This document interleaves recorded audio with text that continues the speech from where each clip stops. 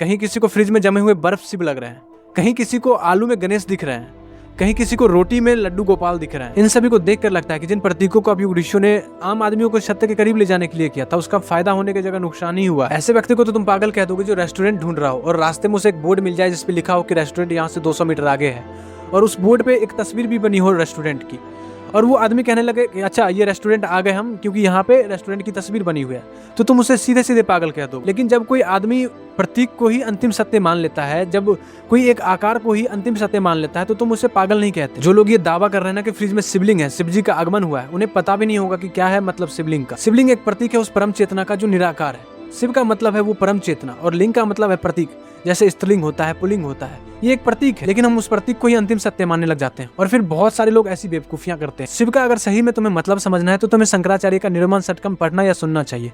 उसमें साफ साफ और सही सही बताया गया कि शिव क्या है। आदि शंकराचार्य जब शिवोहम कहते हैं तो वो हमारा जो असली स्वरूप है, हम सबका जो असली स्वरूप है वो उसको कहते हैं।